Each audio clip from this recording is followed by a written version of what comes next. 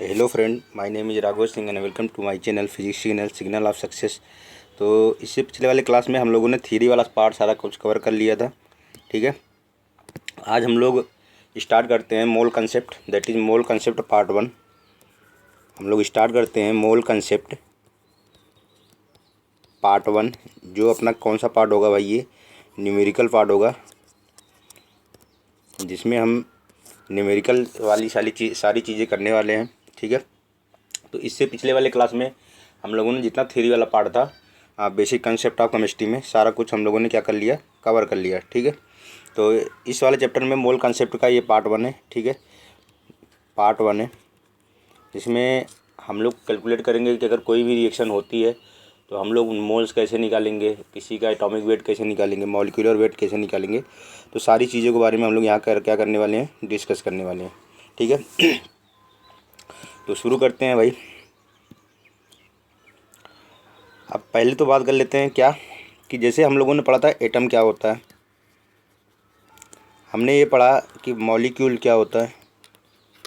ठीक है, और हमने ये भी पढ़ा कि एलिमेंट क्या होता है, हमने ये भी पढ़ा कि कंपाउंड क्या होता है।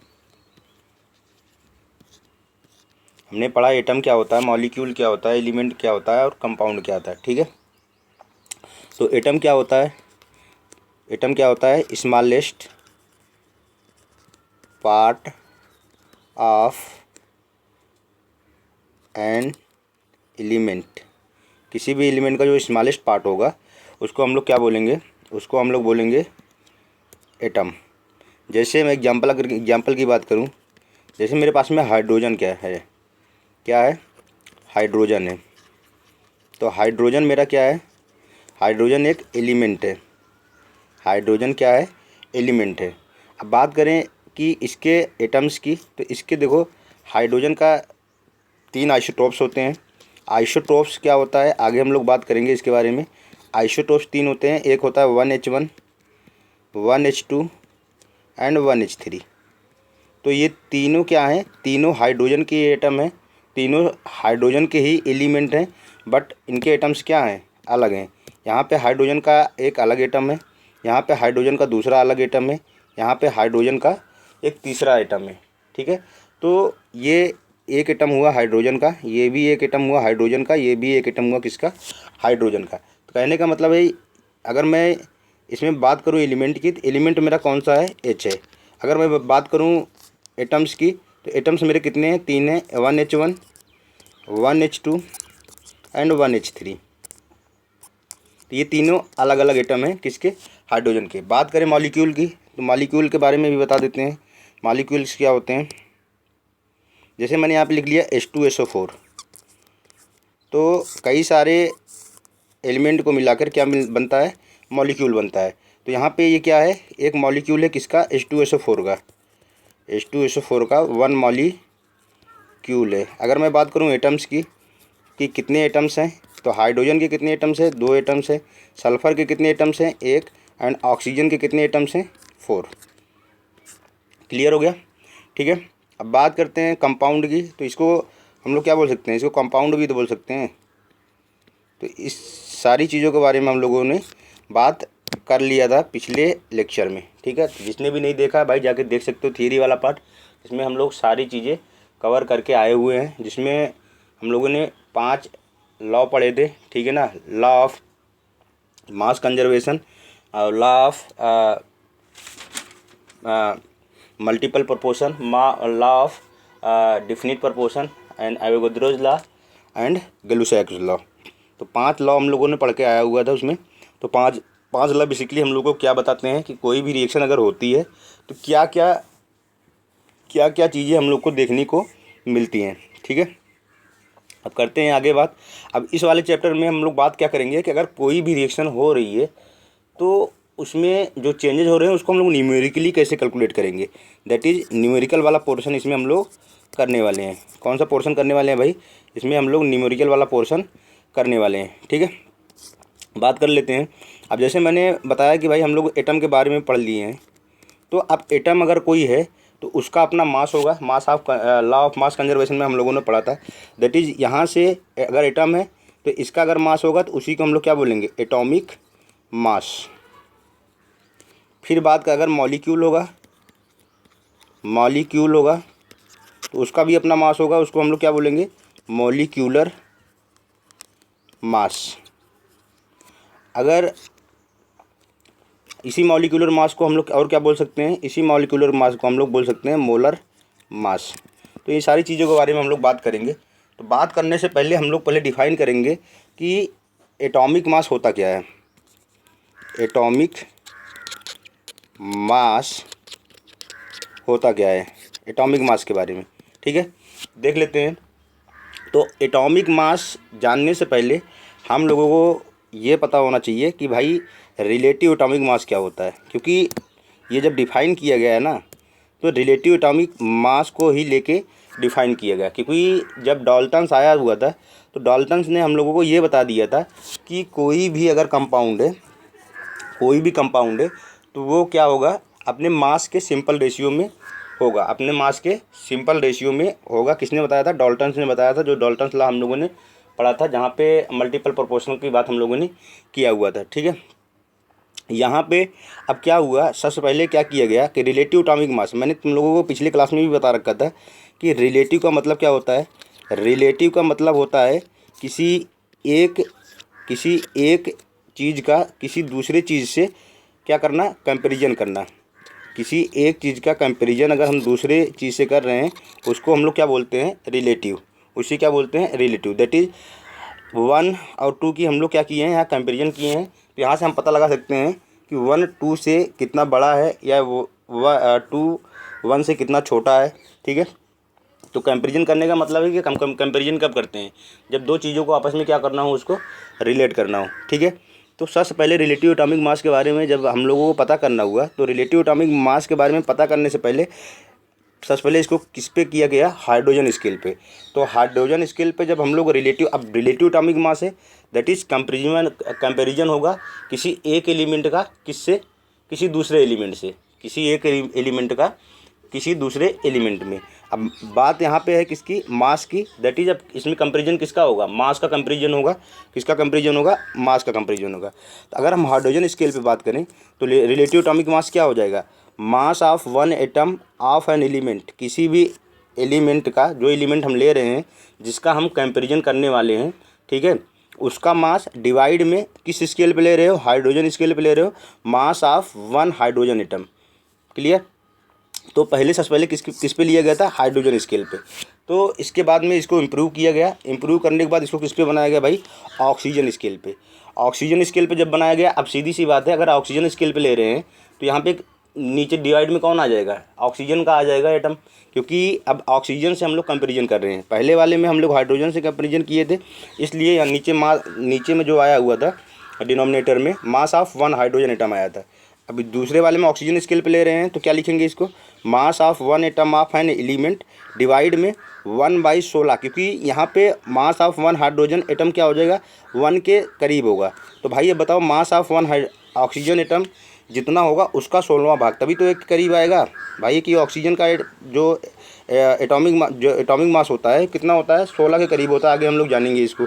तो 16 डिवाइड भी 16 तभी तो बनाएगा। तो जब ऑक्सीजन स्केल तो हम इसको लेंगे तो क्या करेंगे, मास of one atom of element, जो एलिमेंट से कंपेरिजन कर रहे हैं उसका मास डिवाइड में 1/16 into mass of one oxygen atom. फिर उसके बाद में इसको और इम्प्रूव किया गया, जो प्रेजेंट में एक्सेप्टेड है, जिसको इंटरनेशनली हम लोग क्या किए हैं, एडॉप्ट किए हैं, इंटरनेशनली इसका यूज होता है, ठीक है। कब से, 1961 से, ठीक है। तो इसमें क्या किए हैं, इसमें कार्बन 12 का एटम का जो आइसोटॉप्स है, कार्बन 12 एटम का जो मास है, उसके बेस पे हम लोग करते हैं, ठीक है ना। तो जो अभी एक्सेप्टेड है, जो एक्सेप्टेड अभी है, ये वाला है, ठीक है ना। तो रिलेटिव एटॉमिक मास क्या होता है, हाइड्रोजन स्केल पे बात करेंगे, नीचे किसका मास आ जाएगा, हाइड्रोजन का मास आ जाएगा। ऑक्सीजन स्केल पे बात करेंगे तो नीचे में किसका मास आ जाएगा, ऑक्सीजन का मास आ जाएगा। डिवाइड में क्या करेंगे, 16 करेंगे। अगर कार्बन पे जो अभी एक्सेप्टेड है उस पर क्या करेंगे, मास ऑफ एन एलिमेंट, उस मास का एलिमेंट डिवाइड में क्या, 1/12 into mass of carbon 12 atom, ठीक है। तो ये है रिलेटिव एटॉमिक मास, ठीक है। अब आगे बात करते हैं किसके बारे में, अब यहाँ से बात कर लेते हैं एटॉमिक मास यूनिट। ये क्या होता है? अब ये एक्चुअल में मास जो है ना उसको क्या किया जाता है, मेजर किया जाता है। अब उसकी कुछ ना कुछ यूनिट होगी। मास को अगर किसी एलिमेंट या किसी मॉलिक्यूल या फिर किसी एटम्स का अगर हम लोग मास मेजर करते हैं तो उसकी अपनी यूनिट ना होगी। अगर उसकी यूनिट है तो उस यूनिट को हम लोग क्या करेंगे, उसके बारे में जानेंगे तो सही। तो अभी हमने क्या पढ़ा इससे पहले कि भाई रिलेटिव, सबसे पहले हम लोगों ने क्या पढ़ा, रिलेटिव एटॉमिक मास पढ़ा। कि एटॉमिक मास जानने से पहले हम लोग को क्या पढ़ना पड़ेगा, रिलेटिव एटॉमिक मास। कि रिलेटिव एटॉमिक मास क्या होता है। तो उसको सबसे पहले किस स्केल पे लिए, हाइड्रोजन स्केल पे लिए। ठीक है, मतलब हाइड्रोजन से कंपेरिजन किए। उसके बाद में उसको और इम्प्रूव करके ऑक्सीजन से उसका कंपेरिजन किए। फिर उसको और इम्प्रूव करके किससे कंपेरिजन किए, कार्बन से कंपेरिजन किए, जो कि एक्यूरेट वैल्यू बताता है। तो अभी वो जो इंटरनेशनली अडॉप्टेड है वो कौन सा है, कार्बन 12 वाला। ठीक है ना। तो रिलेटिव एटॉमिक, रिलेटिव का मतलब मैंने पहले ही बता रखा है कि भाई रिलेटिव का मतलब होता है एक दूसरे का कंपेरिजन करना। ठीक है ना।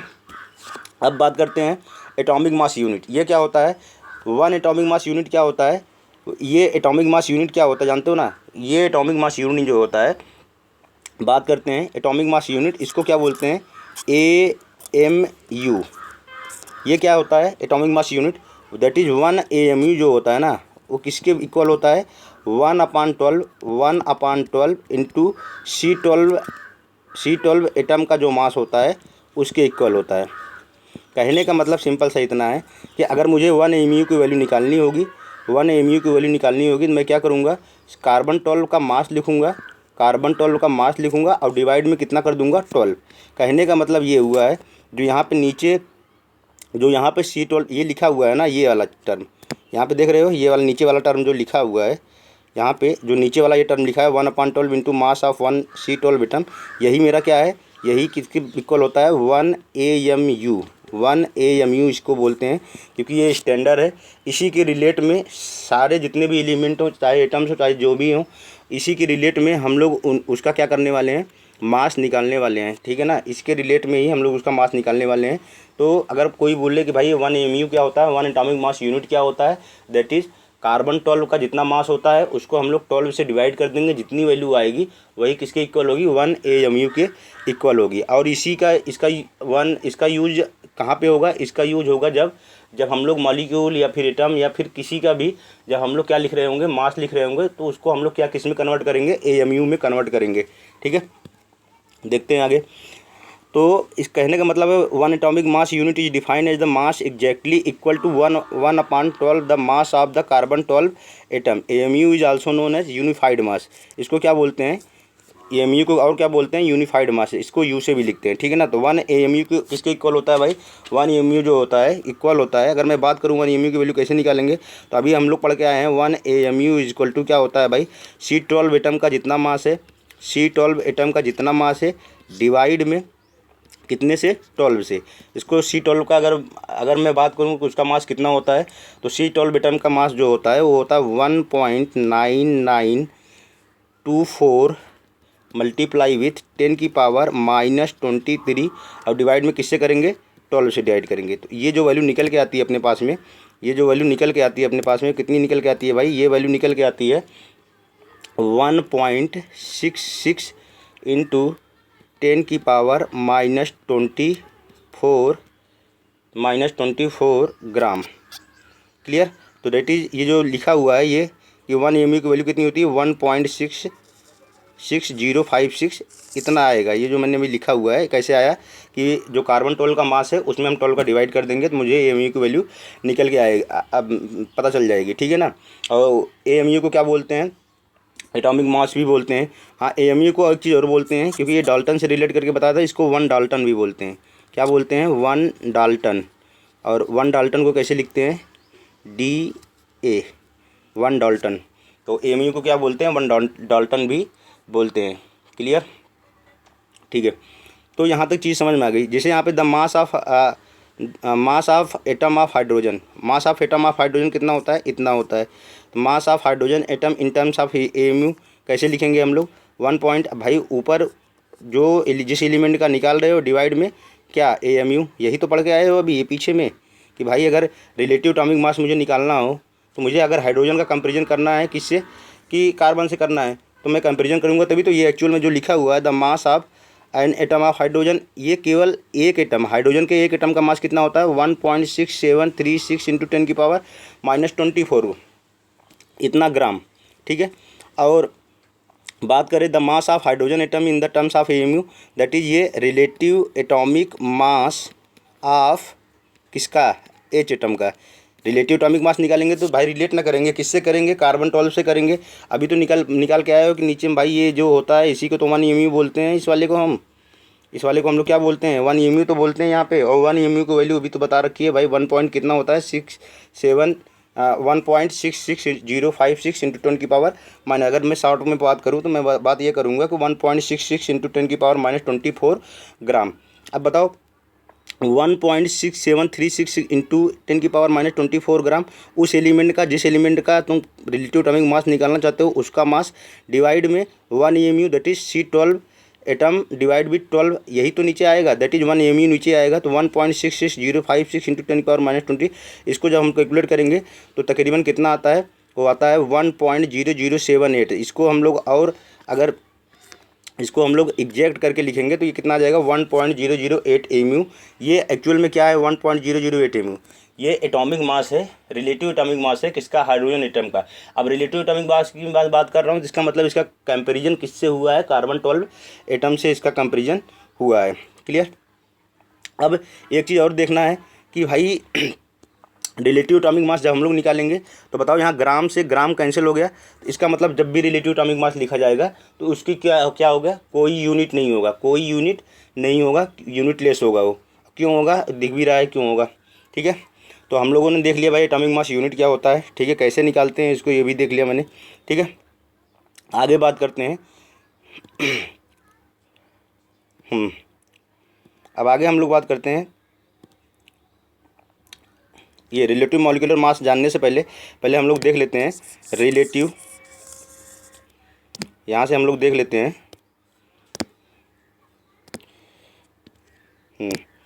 यहाँ से हम लोग देख लेते हैं कि भाई रिलेटिव एटॉमिक मास, हाँ रिलेटिव एटॉमिक मास तो पता चल गया कि रिलेटिव एटॉमिक मास होता क्या है, ठीक है।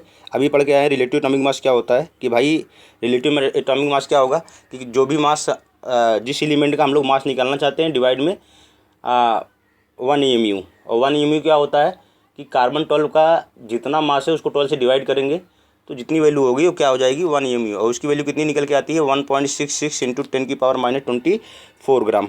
Okay, it is clear. Okay, अब अगर मैं बात करूं यहाँ पे मैंने देखा है कि भाई ये है, दैट इज़ यहाँ से मैं ये पता कर सकता हूँ कि अगर मुझे एटॉमिक मास लिखना हुआ, अब बात करें एटॉमिक मास की, अगर डिफिनेशन की बात करें कि एटॉमिक मास होता क्या है, अब यहाँ से हम लोग डिफाइन कर सकते हैं कि एटॉमिक मास क्या होता है। एटॉमिक मास अगर मैं सिंपल से बात करूँ तो मास ऑफ 1 एटम, एक एटम का जो मास होगा उसी को हम लोग क्या बोलेंगे, मास of 1 atom of any substance, सही है। तो उसको क्या बोलेंगे एटॉमिक मास, या मास of 1 atom of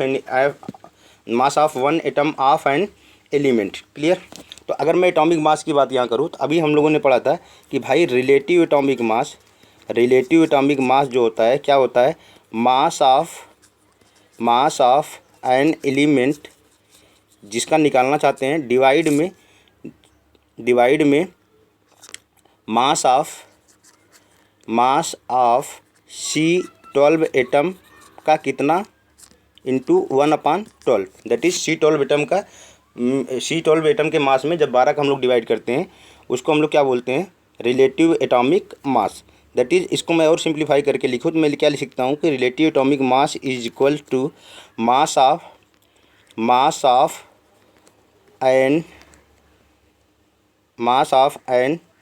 atom divide with, इसी को नीचे वाले को क्या बोलते हैं 1 AMU, that is 1 atomic mass unit.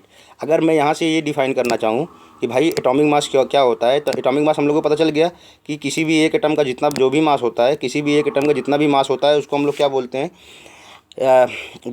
Atomic mass, ठीक है ना। तो यहाँ से मैं जो ये वाला टर्म लिखा गया ऊपर में, ये एक्चुअल में क्या है, एटॉमिक मास ही तो है, क्योंकि एक एटम का मास जो होगा एलिमेंट का मास होगा तो एटम तो ही होगा, तो ये एटॉमिक मास है। दैट इज यहाँ से हम लोग लिख सकते हैं कि atomic mass is equal to relative atomic mass multiply में 1 AMU। क्लियर। इसका मतलब हम लोगों ने रिलेटिव एटॉमिक मास क्यों पढ़ा था, रिलेटिव एटॉमिक मास हम लोगों ने ये इसलिए पढ़ा था कि हम लोग एटॉमिक मास को किस में लिखेंगे, एटॉमिक मास को लिखेंगे एटॉमिक मास यूनिट में। क्लियर। अब ऐसे ही हम लोग बात कर लेते हैं, अब ये एटम के लिए था तो एटॉमिक मास यूनिट हो गया। अब ऐसे ही हम लोग बात कर लेते हैं किसका, ऐसे ही हम लोग बात कर लेते हैं यहाँ पे RMM, इसको क्या बोलते हैं, रिलेटिव मॉलिक्यूलर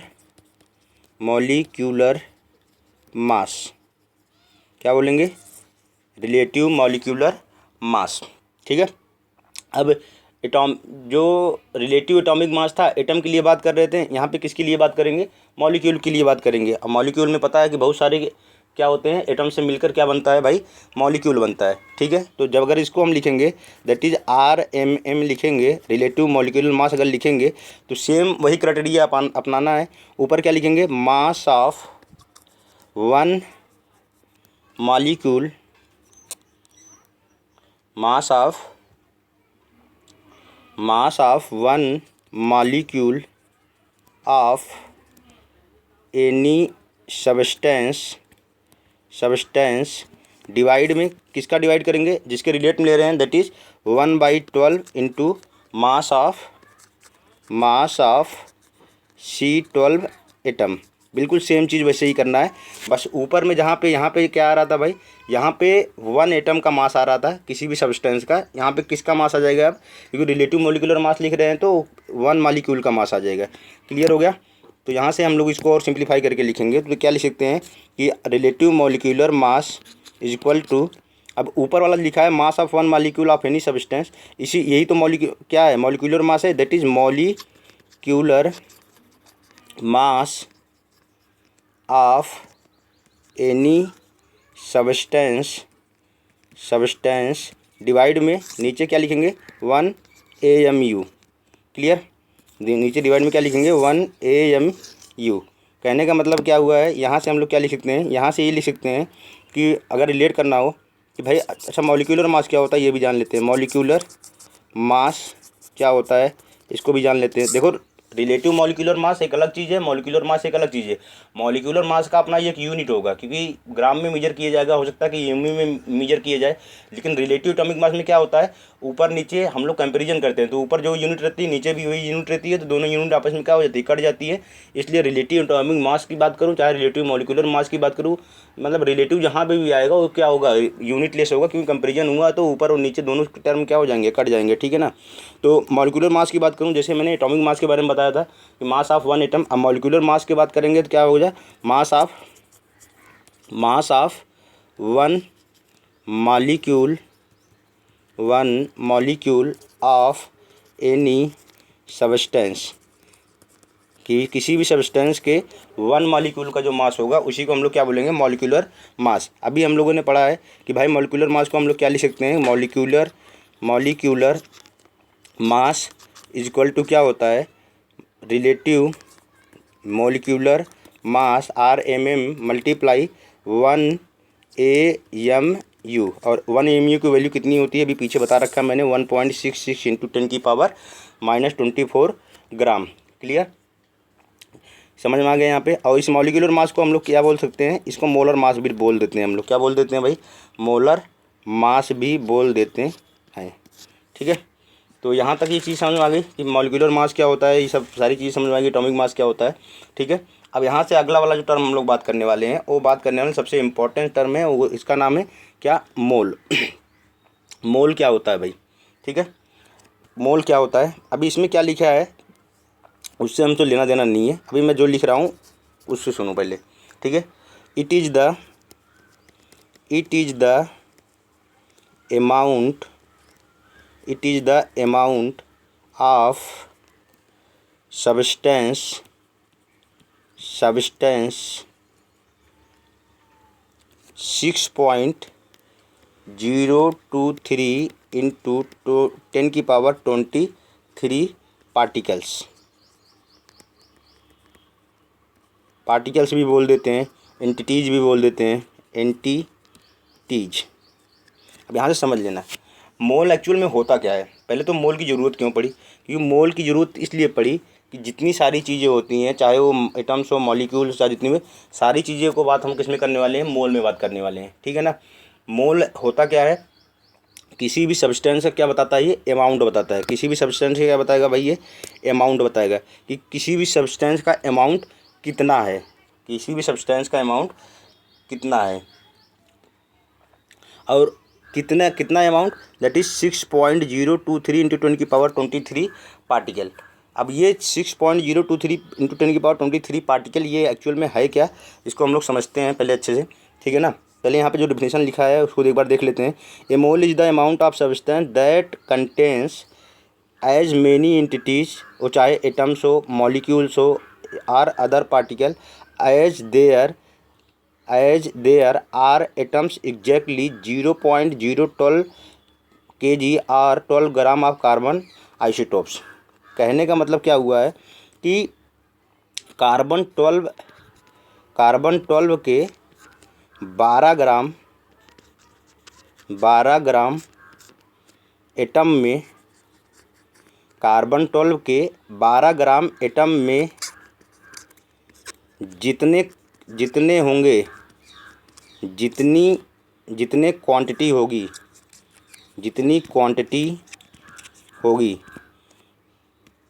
उसी को हम लोग क्या बोलेंगे, उसी को बोलेंगे 1 मोल।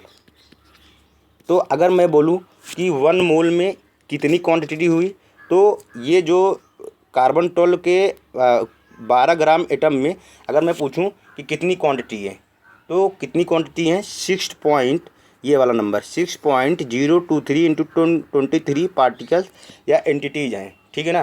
तो 1 मोल में कितने अगर पार्टिकल रह सकते हैं, that is 1 mole equal to 6.023 into 10⁻23।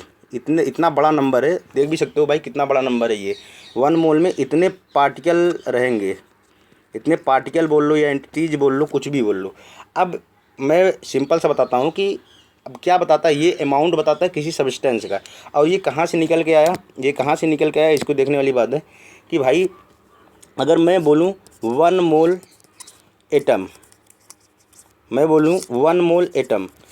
अगर मैं बोलूँ 1 मोल एटम, इसका मतलब ये हुआ है कि भाई 1 मोल एटम में 6.023 इंटू 10⁻23 इतने पार्टिकल होंगे। इतने पार्टिकल मतलब गिनना शुरू करोगे तुम ना, सोच लो कितना बड़ा नंबर है, 10⁻23 है तो बहुत बड़ा नंबर एक होगा, इतने सारे पार्टिकल होंगे। ठीक है, इतने सारे नंबर होंगे, या नंबर सीधा लिख रहा हूँ, पार्टिकल नहीं लिख रहा हूँ, नंबर लिख रहा हूँ ताकि समझ में आए कि अगर काउंट करना शुरू करोगे तो इतने नंबर तुम्हारे पास में निकल के आएंगे। अगर जैसे मैं बोलूँ 1 मोल मॉलिक्यूल, तो 1 मोल मॉलिक्यूल में कितने नंबर होंगे, 6.023 इंटू 10⁻23 नंबर होंगे। अगर मैं तुमसे बोलूँ 1 मोल आयन में कितने नंबर होंगे, तो कहने का मतलब है 6.023 इंटू 10⁻23 इतने। अब एटम्स की बात की हो तो 6.023 इंटू 10⁻23 इतने क्या होंगे, एटम होंगे। 1 मोल की बात करूँ, 1 मोल मॉलिक्यूल की बात करूँ तो 6.023 10⁻23 क्या हो जाएंगे, यहाँ पे मॉलिक्यूल हो जाएंगे। अगर मैं बात करूँ आयन की तो 6.023 10⁻23 इतने क्या हो जाएंगे, आयन। अगर मैं बात करूँ 1 मोल पेन में कितने पेन होंगे, दैट इज़ 6.023 इंटू 10⁻23 इतने पेन होंगे। अगर मैं तुमसे बात करूं भाई ये बताओ 1 मोल चेयर, तो कुछ भी हो सकता है। ठीक है ना। दैट इज़ ये नंबर 6.023 10⁻23 एक स्पेशल नंबर है, वो ये नंबर को क्या बोलते हैं अभी आगे हम लोग बात करते हैं। तो 1 मोल चेयर की मैं बात करूं दैट इज़ 6.023 इंटू 10 की पावर कितना 23 इतने क्या होंगे, इसमें चेयर होंगे। तो एक्चुअल में मैं बार बार 6.023 इंटू 10⁻23 क्यों ले रहा हूँ, क्योंकि ये एक स्पेशल नंबर है। इसी स्पेशल नंबर को हम लोग क्या बोलते हैं, इसी स्पेशल नंबर को हम लोग बोलते हैं एवोगाद्रो नंबर। इसको क्या बोलते हैं, एवोगाद्रो नंबर, और इसको रिप्रेजेंट करते हैं Na से, दैट इज़ एवोगाद्रो नंबर। इसकी वैल्यू बता रखी है 6.023 इंटू 10⁻23 होती है एवोगाद्रो नंबर की। और ये नंबर बहुत ज़्यादा इंपॉर्टेंट है। अगर मैं बोलूँ एक मोल में कोई भी दुनिया की कोई भी चीज़ ले लो तुम, अगर एक मोल ले रहे हो तो इसमें कितने नंबर पाए जाएंगे, 6.023 इंटू 10⁻23 उतनी चीज़ पाएगी जो चीज़ तुम लिए हो। जैसे मैंने बात किया था अभी कि भाई बताओ वन मोल पेन में कितने पेन होंगे, तो 1 मोल पेन में 6.023 इंटू 10⁻23 पेन होंगे। आई थिंक समझ में आ गया होगा कि मोल का मतलब क्या होता है। मोल क्या बताता है, ये अमाउंट ऑफ सब्सटेंस बताता है एक मोल में कि कितना अमाउंट है। तो एक मोल में कितना अमाउंट है, 6.023 इंटू 10⁻23 अमाउंट है। क्लियर हो गया। अब बात करते हैं आगे। तो ये रहा मोल का कंसेप्ट, ठीक है ना। अब ज़रूरत पड़ती है इसकी कैलकुलेशन के लिए। इसकी ज़रूरत कहाँ पड़ती है, कैलकुलेशन के लिए, ठीक है ना। ठीक, बात करते हैं अभी कुछ क्वेश्चन हम लोग करके देखेंगे, फिर क्लियर होगा। ठीक, तो करते हैं भाई। अब यहाँ पे देखते हैं अगली चीज़ हम लोग क्या, कैलकुलेशन ऑफ मोल, कि मोल का कैलकुलेशन कैसे करेंगे। Calculation of mole, calculation of mole, mole का कैलकुलेशन कैसे करेंगे। तो 2-3 फॉर्मूले हैं जिसको हम लोगों को पता होना चाहिए। n इक्वल टू क्या होता है, अब मोल को कैसे रिप्रेजेंट करते हैं, मोल को n से, स्मॉल n से रिप्रेजेंट करते हैं, ठीक है ना। मोल को किससे रिप्रेजेंट करते हैं, स्मॉल n से। एक क्या होता है, n इक्वल टू पहला फार्मूला लिख रहा हूँ मैं यहाँ पे, पहला कैलकुलेशन का मेथड, बाकी हम लोग यूज़ करेंगे अभी इसको, ठीक है। n equal to n equal to n upon n A, n equal to n upon n A. n क्या है बता ही दिया, नंबर ऑफ मोल्स है, that is number of moles. अगर मुझे निकालना है नंबर ऑफ मोल्स, अगर मुझे निकालना है कि कितने मोल्स हैं, इक्वल टू क्या हो जाएगा, नंबर ऑफ पार्टिकल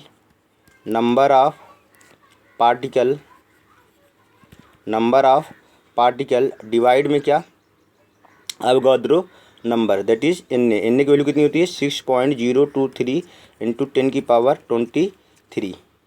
तो एक फार्मूला तो मेरे पास में ये रहा, ठीक है।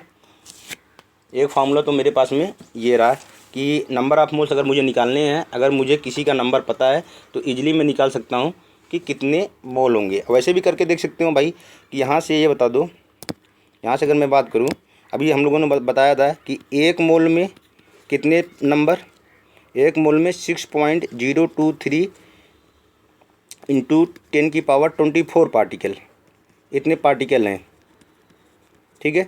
तो इसका मतलब क्या हुआ, अगर मैं यहाँ पे लॉ ऑफ यूनिटी लगाऊँ तो क्या लिख सकता हूँ कि 6.0, अगर रिवर्स करके लिखूँ 6.023 इंटू 10⁻24 पार्टिकल प्रेजेंट हैं कितने में, 1 मोल में।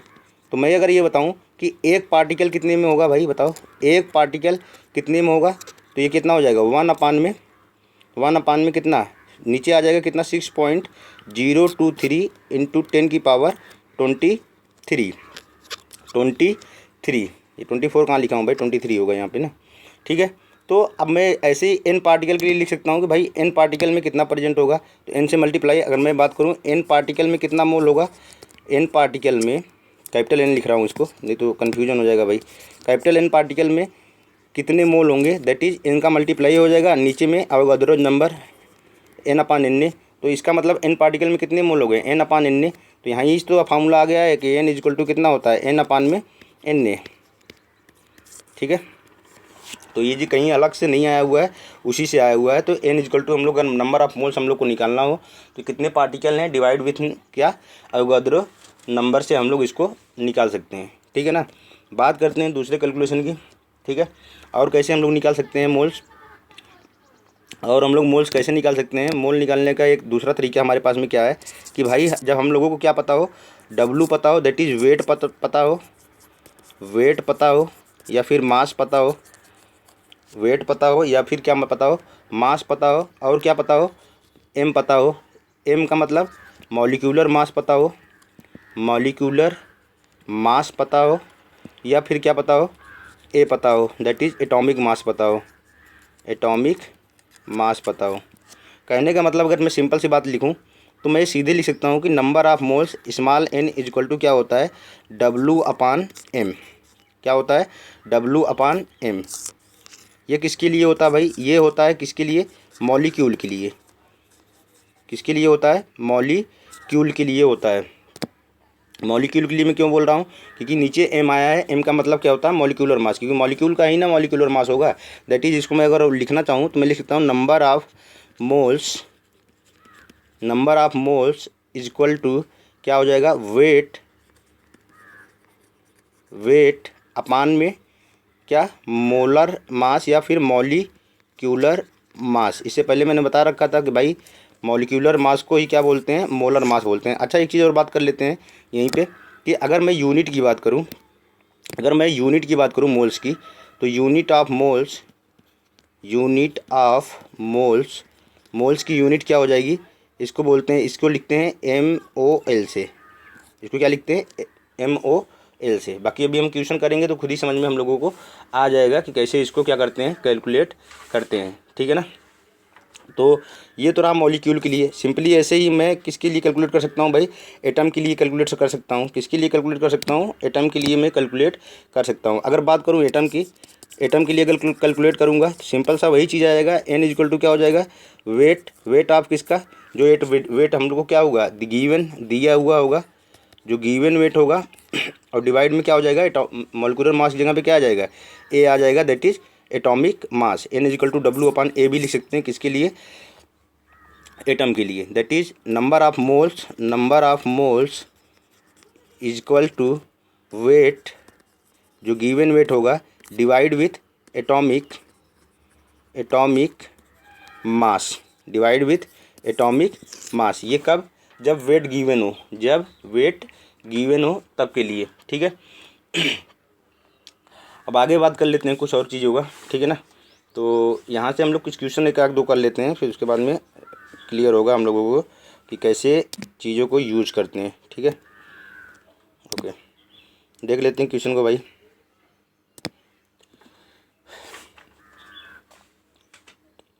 ठीक, करते हैं।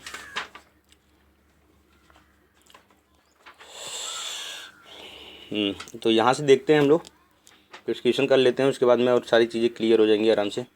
ठीक है। तो कौन सा क्वेश्चन है, क्वेश्चन ले लेता हूँ मैं। एक क्वेश्चन है, क्वेश्चन देख लेते हैं कौन सा क्वेश्चन है। क्वेश्चन है calculate, calculate the number of, the number of mole and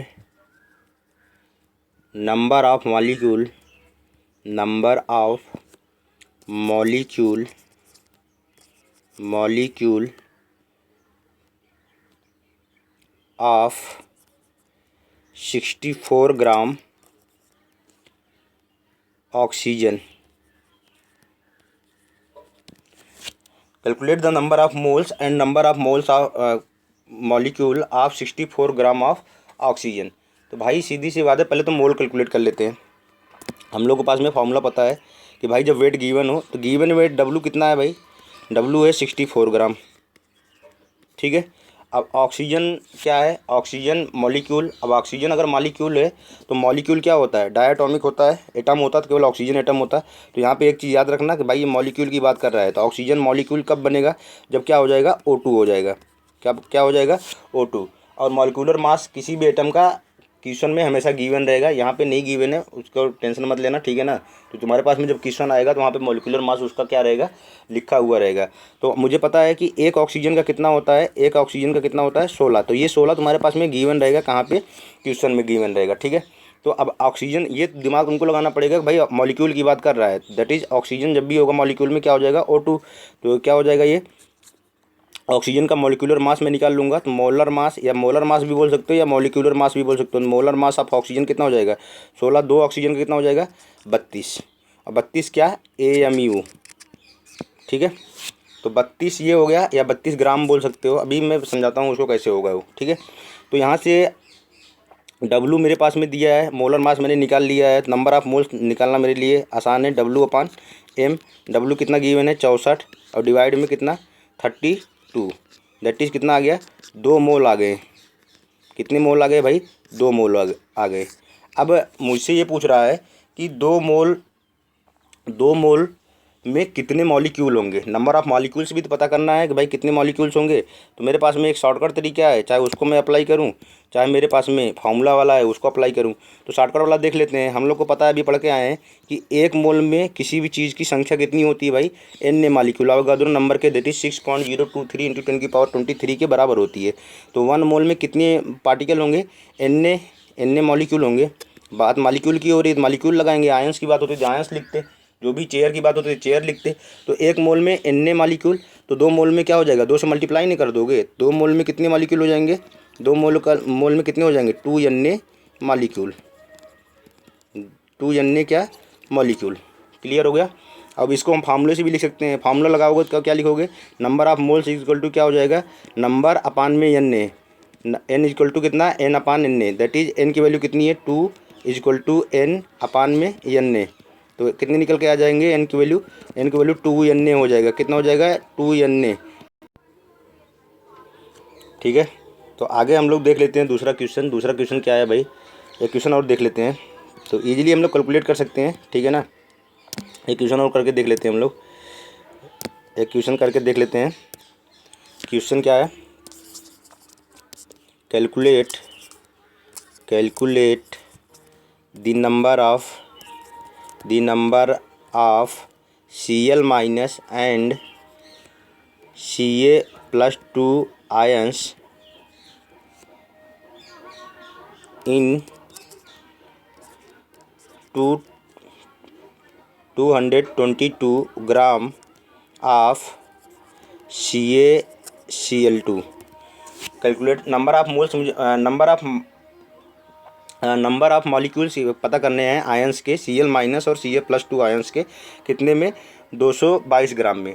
तो पहला देखो, पहला अपना अप्रोच क्या रहना चाहिए कि मोल्स अगर पता हो जाएंगे तो मॉलिक्यूल पता करना क्या हो जाएगा आसान हो जाएगा, ठीक है ना। तो अगर बात करें वेट की, तो वेट तो दिया रहता है, कैल्शियम का दिया रहेगा, Ca कितना होता है 40, और Cl का कितना होता है भाई, Cl का कितना होता है 35.5, दैट इज़ 35.5, ठीक है। तो करते हैं क्वेश्चन को अटेम्प्ट हम लोग। यहाँ से पहले नंबर ऑफ़ मोल्स निकाल लेंगे। नंबर ऑफ़ मोल्स जब निकालेंगे, that is number of moles जो मेरे पे निकल के आएंगे वो क्या हो जाएंगे W/M। तो गिवन मास कितना है भाई 222, और डिवाइड में बात निकाल लेते हैं क्या CaCl2 का क्या निकाल लेते हैं, CaCl2 का हम लोग मोलर मास निकाल लेते हैं। मोलर मास का अगर हम लोग निकालेंगे तो मोलर मास इसका कितना हो जाएगा, कैल्शियम का कितना होता है 40, कैल्शियम का कितना हो जाएगा 40, और कैल्शियम का 40 हो जाएगा यहाँ पे। अब Cl2 दो है, तो 35.5, दैट इज 35.5 का दुगना करोगे तो कितना आ जाएगा 70, कितना हो जाएगा 111, दैट इज 111। ये आ गया मॉलिक्यूलर मास। तो यहाँ से हम N की वैल्यू निकाल सकते हैं। नंबर ऑफ मोल्स कितने हो जाएंगे, गिवन कितना है 222 डिवाइड में 111, दैट इज़ कितने मोल आ गए भाई 2 मोल्स आ गए। अब मेरे पास में मोल्स आ गया, मेरा सारा काम क्या हो जाएगा ईजी हो जाएगा, मेरा सारा काम क्या हो गया ईजी हो गया। तो यहाँ से हम लोग करते हैं, अब 2 मोल्स आए हैं। अब मुझे पता है कि 2 मोल्स किसके हैं CaCl2 के हैं। CaCl2 को कितने मोल हैं भाई 2 मोल हैं। अगर मैं CaCl2 को अलग करूँगा तो यहाँ से क्या निकलेगा, एक तो Ca+ करके निकलेगा और 2Cl- करके निकलेगा। Ca+ करके निकलेगा और 2Cl क्या करके निकलेगा माइनस करके निकलेगा। तो दैट इज़ अगर मैं यहाँ से देखूँ तो Ca+2 के कितने मोल हो जाएंगे। अगर रेशियो की मैं बात करूँ, यहाँ से मैं अगर रेशियो की बात करूँ तो Ca+2 कितना है 1 है, और 2Cl- कितना है 2 है। कहने का मतलब है 2 मोल ये था पूरा। तो 2 मोल का मल्टीप्लाई 1 में करेंगे तो 2 मोल किसका भी निकल के आएगा 2 मोल किसका निकल के आएगा, Ca+1 का निकल के आएगा। अब इसकी बात करेंगे, 2 मोल तो पूरा Cl2-2 में है, तो 2 और 2 दो दूनी कितना हो जाएगा, ये 4। दैट इज़ ये कितना मोल हो गया भाई, ये 4 मोल किसके निकल के आएंगे, Cl- के निकल के आएंगे। तो ईजिली हम लोग क्या कर सकते हैं, कैलकुलेट कर सकते हैं। क्लियर, ठीक है। तो अब ऐसे क्वेश्चन बन के निकलेंगे, हम लोग डीपीवी वगैरह में देखेंगे कि क्वेश्चन वगैरह और कैसे कितने होते हैं और कैसे होते हैं। ठीक है, तो करते हैं आगे क्वेश्चन। अच्छा से एक क्वेश्चन और कर लेते हैं, ठीक है ना, एक क्वेश्चन और कर लेते हैं, टाइम ज़्यादा इलेप्स नहीं होना चाहिए, ठीक है ना। एक क्वेश्चन और कर लेते हैं ताकि इजीली और समझ में आए। एक क्वेश्चन और लेता हूँ मैं। Calculate the calculate calculate the number of calculate the number of calculate the number of moles of water in 488 gram BaCl2 dot 2H2O BaCl2 dot 2H2O। ठीक है, इस क्वेश्चन में देखते हैं, calculate the number of moles of water. तो किसका मोल मुझे calculate करना है, वाटर का करना है। अब मुझे पता है कि भाई अगर मैं यहाँ से बात करूँ BaCl2 की, BaCl2 डॉट 2H2O को अगर मैं अलग करूँगा, ठीक है ना, तो अलग करूँगा, अगर मैं अलग करता हूँ तो यहाँ से BaCl2 अलग हो जाएगा, BaCl2 अलग, एंड उसमें क्या हो जाएगा 2H2O। तो साफ साफ दिख रहा है, क्या दिख रहा है भाई, कि कितने, 1 मोल इसका रहा होगा, किसका, इसका कितना रहा होगा, अगर इसका x मोल रहा होगा, इसका कितना रहा होगा, x मोल, इसका कितना रहा होगा, x मोल, अगर इसका x मोल रहा होगा तो इसका कितना रहा होगा, 2x मोल रहा होगा। इसका कितना मोल रहा होगा, BaCl2 का x मोल अगर रहा होगा तो इसका 2x, क्योंकि सामने में 2 वाटर मॉलिक्यूल है और इसमें BaCl2 अकेला है, ठीक है ना। तो अब मैं क्या करूँगा, मैं पहले तो पूरे मोल कैलकुलेट करता हूँ। तो BaCl2 डॉट 2H2O का मोल्स निकालने के लिए मुझे इसका क्या पता करना पड़ेगा, इसका मॉलिक्यूलर मास पता करना पड़ेगा। तो molar mass that is m की वैल्यू में पता करूँगा। तो Ba कितना होता है, Ba की बात करेंगे तो Ba होता है 137 प्लस Cl2 कितना हो जाएगा, अभी तो निकाल के आए 35.5 होता है, तो उसका 2 बार करोगे तो कितना हो जाएगा 71 प्लस 2H2O। एक H2O का कितना होता है 18, H2O का कितना होता है 18 और 2 H2O है, देख कितना हो जाएगा 36। टोटल को हम लोग जब जोड़ेंगे तो हमारे पास में निकल के आएगा 244। कितना निकल के आएगा 244। दैट इज़ अब n की वैल्यू निकाल लेते हैं, नंबर ऑफ मोल्स कितने होंगे, तो W/m लगाएंगे। कौन सा लगाएंगे, W/m। W की वैल्यू गिवन है कितनी, 488 ग्राम, डिवाइड में 244, तो कितने मोल आ गए भाई, 2 मोल आ गए। कितने मोल आ गए, 2 मोल आ गए। इसका मतलब नंबर ऑफ मोल्स इसका कितना रहा होगा, इसके 2 मोल रहे होंगे, क्योंकि इसके सामने 1 लिखा है, उसके सामने कितना लिखा है 2, तो इसका 2 का मल्टीप्लाई इसमें करेंगे तो कितना मोल निकल के आ गए BaCl2, 2 मोल BaCl2 के निकल के आ गए, और 4 मोल किसके आ गए, 4 मोल आ गए वाटर के। तो यही पूछा था कि नंबर ऑफ मोल्स मुझे वाटर के पता करने थे, तो वाटर के कितने मोल्स रहे होंगे, 4 मोल्स रहे होंगे, ठीक है ना। ईजिली हम लोग पता कर सकते हैं। अगर आगे भी पूछता, आगे इसी में अगर ये पूछता भाई, अगर आगे पूछता कि ये बता दो, अगर ये पूछता कि BaCl2 में बताओ कि Ba का कितना मोल है, Cl2 का कितना मोल है। अब मुझे ये पता चल गया कि BaCl2 का टोटल मोल कितना है, 2 मोल है। अब मैं BaCl2 को तोड़ता, तो ब्रेक इसको करूँगा, क्या हो जाएगा, Ba प्लस और प्लस में क्या 2Cl माइनस। अब यहाँ से पता चल गया हम लोगों को, यहाँ से क्या पता चल गया भाई, कि इसके सामने कितना है 1, इसके सामने में कितना है 2, तो टोटल कितना है, ये 2 मोल है। तो 2 1 यहाँ पे कितना मोल हो गया, 2 मोल इसका हो जाएगा और 4 मोल इसका हो जाएगा। तो किसी भी कंपाउंड का या कॉम्प्लेक्स कंपाउंड का इजीली हम लोग क्या कर सकते हैं, उसको ब्रेक करके उसके सारे नंबर ऑफ मोल्स निकाल सकते हैं। और नंबर ऑफ मोल्स एक बार पता चल गए तो कितने नंबर ऑफ एंटिटीज हैं, दैट इज़ कितने मॉलिक्यूल हैं, ये आप फिर कितने एटम्स हैं, ये सारी चीज़ें हम लोग क्या करते हैं, ईजिली पता कर सकते हैं मोल्स पता करके। ठीक है, तो मोल्स को कैसे कैलकुलेट करना है हम लोगों ने ये भी सीख लिया। तो 2 तरीका सीख लिया, तीसरा तरीके के बारे में बात करते हैं, सही है ना। तीसरा तरीका क्या है, और तीसरा तरीका जो है किसके लिए है भाई, गैस के लिए, ओनली गैस के लिए। किसके लिए तीसरा तरीका, गैस के लिए है, ठीक है। तो तीसरा तरीका किसी लिए है, only for gas, only for gas, केवल किसके लिए है, गैस के लिए। अब गैस के लिए मैंने एक इक्वेशन बता रखी थी। जब मैं लॉ ऑफ कॉम्बिनेशन बता रहा था तो मैंने बताया था एक इक्वेशन क्या थी कि P V is equal to N R T, P V is equal to N R T, जहाँ पे पी क्या है मेरा, पी मेरा प्रेशर है, पी मेरा क्या है, प्रेशर है, वी मेरा क्या है, वॉल्यूम है, वॉल्यूम है, एन क्या है, एन अभी बता रखा हूँ कि एन स्मॉल एन से किसको लिखते हैं, number of moles, number of moles. R मेरा क्या है, ये कांस्टेंट होता है, ये क्या होता है, कांस्टेंट। टी मेरा क्या है, टेम्परेचर है, टी मेरा क्या है, टेम्परेचर है। अब बात कर लेते हैं यहाँ पे कि भाई प्रेशर जो होगा, प्रेशर किस में लिखा होगा, तो प्रेशर किस में होना चाहिए, प्रेशर होना चाहिए एटमॉस्फियर में। प्रेशर कितना किस में होना चाहिए, एटमॉस्फियर में। वॉल्यूम किस में होना चाहिए, वॉल्यूम होना चाहिए लीटर में। ठीक है, ये सब यूनिट है, प्रेशर की यूनिट एटमॉस्फियर होती है। अभी एटमॉस्फियर क्या होता है मैं कन्वर्जन में बताऊंगा, ठीक है ना। नंबर ऑफ मोल्स पता ही है कितना, कैसे लिखते हैं मोल से। कांस्टेंट तो कांस्टेंट ही है, सही है। इसकी वैल्यू कितनी होती है, जो कांस्टेंट की वैल्यू जो निकल के आती है वो होती है 0.0821, 0.0821 821 litre atmosphere, litre atmosphere divide with mole kelvin. ये जो इतना लंबा सा लिख रहा हूँ ना, इसको टेंशन मत लेना, आराम से इसकी यूनिट निकाल सकते हो भाई। जिसकी यूनिट निकालनी है उसको एक तरफ रोक लो। आर को जैसे ही रोकोगे तो इधर क्या चला जाएगा, पी वी अपान में एन टी। देखो यूनिट की बात मैं बताऊँ तो कैसे यूनिट निकालते हैं। जैसे आर की यूनिट मुझे निकालनी है, अब मुझे ये तो पता है कि 0.0821 इतनी वैल्यू आर की होती है और कांस्टेंट होती है, दैट इज़ फिक्स होता है। अब बात करें कि 0.0821 इसकी यूनिट क्या होगी, मतलब किस में मीजर होगा, ये कैसे निकालेंगे। तो सीधी सी बात है, जिसकी यूनिट निकालनी है उसको एक तरफ रोक लो। तो आर को रोकोगे तो क्या हो जाएगा, पी वी अपान में एन टी। अब मुझे पता है कि प्रेशर को किस में मीजर करते हैं, प्रेशर को मीजर करते हैं किस में, एटमॉस्फियर में। और वॉल्यूम को किस में करते हैं, लीटर में। और मोल को करते हैं, एन को करते हैं मोल में। और टी को किस में करते हैं, टेम्परेचर को केल्विन में। देखो वही ना आ गया, एटमॉस्फियर लीटर लिखो या लीटर एटमॉस्फियर लो, बात एक ही है।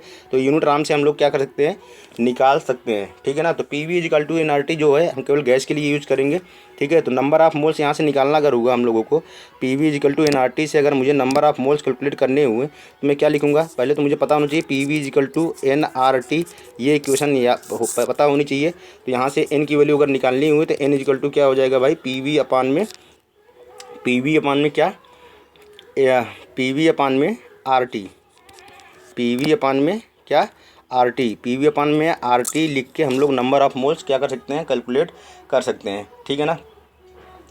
अब बात करते हैं एस टी पी पे। एस टी पी पे अगर मुझे नंबर ऑफ मोल्स निकालना हुआ, एस टी पी का मतलब होता है standard temperature, standard temperature pressure.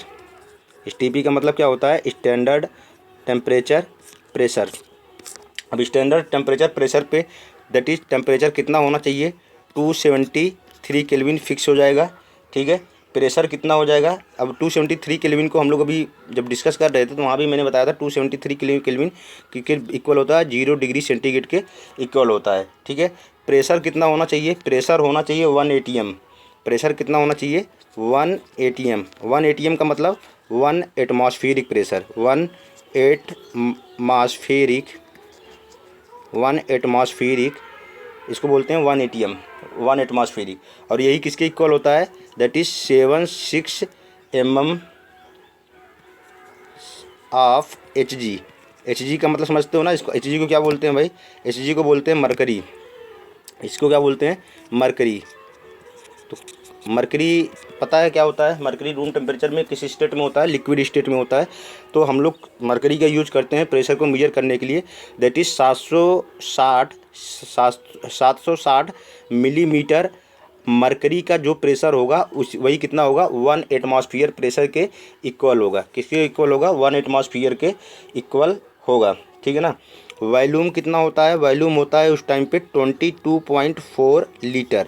कितना होता है, 22.4 लीटर। दैट इज़ यहाँ से अगर मुझे नंबर ऑफ मोल्स कैलकुलेट करने हुए यहाँ से मुझे नंबर ऑफ़ मोल्स कैलकुलेट करने होंगे तो मैं इजीली क्या कर सकता हूँ, नंबर ऑफ़ मोल्स कैलकुलेट कर सकता हूँ। तो यहाँ से अगर एसटीपी पे कोई बोले कि नंबर ऑफ़ मोल्स कितने होंगे तो n इक्वल टू लिखूँगा वॉल्यूम अपान में 22.4 लीटर, 22.4 लीटर, V अपान 24.4 इतना क्या litre, n equal to V upon 22.4। Clear. तो नॉर्मल अगर किसी गैस के लिए बात करें तो P V equal to N R T लगा के हम लोग क्या निकाल सकते हैं, P V equal to N R T लगा के हम लोग क्या निकाल सकते हैं भाई, P V equal to N R T लगा के हम लोग नंबर ऑफ़ मोल्स निकाल सकते हैं। ठीक है ना। बात करें एसटीपी पे, स्टैंडर्ड टेम्परेचर प्रेशर अगर दिया हो तो सीधी सी बात है कि टेम्परेचर कितना रहा होगा, 273 केल्विन रहा होगा। ठीक है। प्रेशर कितना रहा होगा, 1 atm रहा होगा प्रेशर। और उसके बाद में बात करें वॉल्यूम का तो वॉल्यूम कितना रहा होगा, 22.4 लीटर। दैट इज़ अगर एसटीपी पे कोई चीज़ दे रखी है तो वहाँ से हम लोग डायरेक्टली निकाल सकते हैं। अगर एसटीपी पे कोई चीज़ दे रखी है तो वहाँ से हम लोग डायरेक्टली नंबर ऑफ मोल्स निकालना हुआ तो सीधे क्या कौन सा फॉर्मूला लगाएंगे, वी अपान में 22.4 लीटर। ठीक है ना। तो इजीली हम लोग सारा कुछ कर सकते हैं। यहाँ कुछ कन्वर्जन देख लेते हैं। ठीक है। बात करते हैं प्रेशर की, प्रेशर की पहले बात कर लेते हैं। ठीक है। प्रेशर में बात करते हैं, प्रेशर में कन्वर्जन की बात करते हैं तो बात करते हैं कि 1 atm किसे बोलते हैं, तो 1 एटमॉस्फियर किसे बोलते हैं भाई, that is 1 atm। 1 atmosphere pressure किसके इक्वल होता है, ये होता है 760 mm ऑफ Hg। तो Hg का 760 मिलीमीटर Hg का जो प्रेशर होगा वही किसके इक्वल होगा, 1 atm के इक्वल होगा। वही किसके इक्वल होगा भाई, 1 atm के इक्वल होगा। और यही इक्वल किसके होता है, यही इक्वल होता है 760 टॉर, TORR टॉर। ठीक है।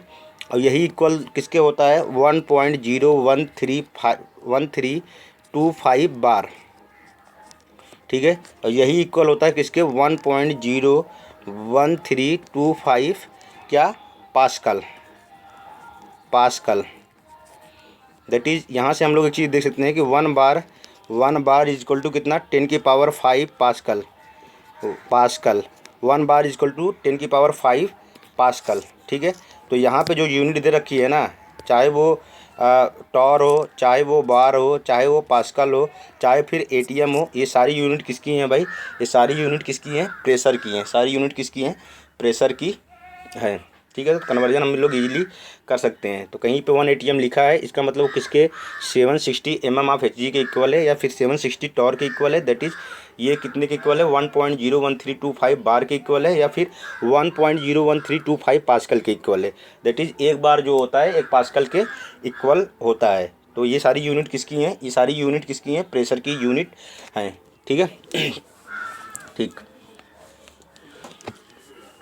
बात करते हैं आगे।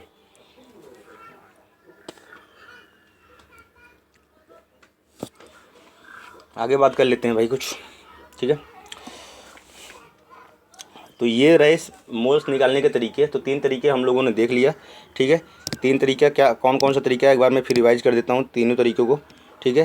तीनों तरीके क्या हैं, पहला तरीका क्या है भाई, पहला तरीका ये है कि अगर मेरे पास में n इक्वल टू क्या लिखेंगे, कैपिटल N अपान में n, जब मुझे नंबर ऑफ़ आइडेंटिटीज गिवन हो तब नंबर ऑफ़ मोल्स निकालना। दूसरा तरीका क्या है कि जब मास दिया हो, that is n equal to W upon m, ये एक फार्मूला है। ठीक है। तीसरा क्या है, PV equal to nRT gas के लिए। ठीक है। एक चौथा तरीका मैंने स्पेशल पढ़ा है, जब STP दिया हो, दैट इज़ STP मतलब स्टैंडर्ड टेम्परेचर प्रेशर दिया हो, वहाँ से मुझे नंबर ऑफ़ मोल कैलकुलेट करना है तो V अपान में क्या लिखेंगे, 22.4।